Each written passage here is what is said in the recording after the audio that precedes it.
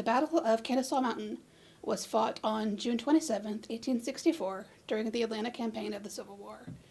It was the most significant frontal assault launched by Union Major General William T. Sherman against the Confederate Army of Tennessee under General Joe Johnston, and ended in a tactical defeat for the Union forces.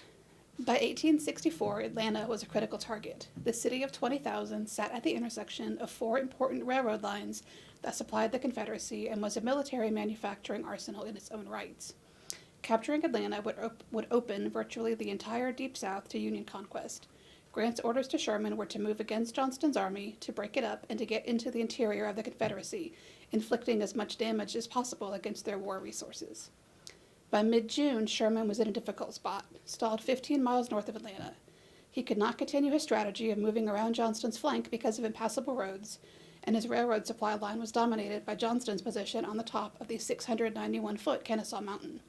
He reported that Johnston must have at least 50 miles of connected trenches, and that as fast as his army could gain one position, the enemy had another ready. Kennesaw, he said, was the key to the whole country. Sherman decided to break the stalemate by attacking Johnston's position on Kennesaw Mountain. He issued orders on June 24th for an 8 a.m. attack on June 27th. At 8 a.m. on June 27th, Union artillery opened a furious bombardment with over 200 guns on the Confederate works, and the rebel artillery responded in kind. As part of Major General John Logan's 15th Corps, Army of the Tennessee, Alton's regiment moved against the southern end of Little Kennesaw Mountain. About 5,500 Union troops in two columns of regiments moved against about 5,000 Confederate soldiers, which were well entrenched. They were disadvantaged by the approach through dense thickets, steep and rocky slopes, swamps, and a lack of knowledge of the terrain. Similar luck befell the other Union brigades attempting to take other parts of the mountain. Unable to advance, they were forced to remain stationary and fire from behind whatever cover was available. Sherman's army suffered 3,000 casualties to Johnston's 1,000. Despite the tactical defeat of Sherman's army, Major General John Schofield was able to get two brigades of his 23rd Corps around Johnston's left flank and within 5 miles of the Chattahoochee River, which was the last river protecting Atlanta. Within a month, Sherman had Atlanta under siege, and on September 2nd, his forces took the city. Lieutenant Allton composed this letter on June 29th, 2 days after the attempted frontal assault on Kennesaw. Camp near the foot of Kennesaw Mountain, June 28th, 1864. Well, Catherine, as it has now been some time since I've written to you, I think it is time to write. I received your letter a few days ago, which makes the second letter I've received from you since we returned to the field. I was glad to hear from you and know you were well and cheerful. Your letter found me well and hearty, but I am far from it now. I have been quite sick for the last 2 or 3 days, and this morning I'm going to commence taking medicine. I hope that I will be well again in a day or two. On the 27th, we had a very hard fight. Our brigade charged on Kennesaw Mountain, and our regiment lost 35 men killed and wounded.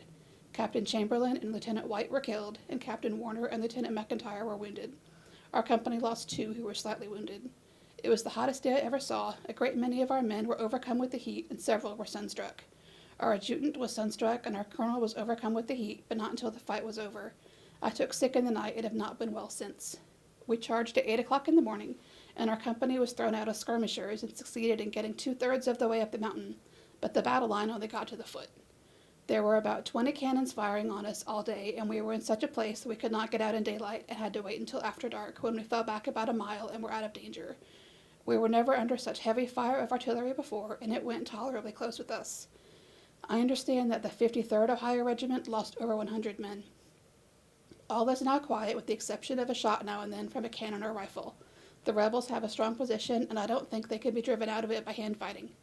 We still think they will have to get out someday, and before long too. The troops are in good heart and seem to be lively. This day is not quite as hot as what it has been for the last 3 or 4 days, for it's cloudy now and has the appearance of rain, and I hope it may rain and cool the air some, for we are in a very warm climate. I will now bring my letter to a close for the present, hoping it will find you well and free-hearted. I am hardly able to sit up, but I hope to be better before long. Write soon and often and direct to me as usual. Remember me, Catherine, as you are remembered by me. I hope to see you soon. This from yours truly, E.J. Allton.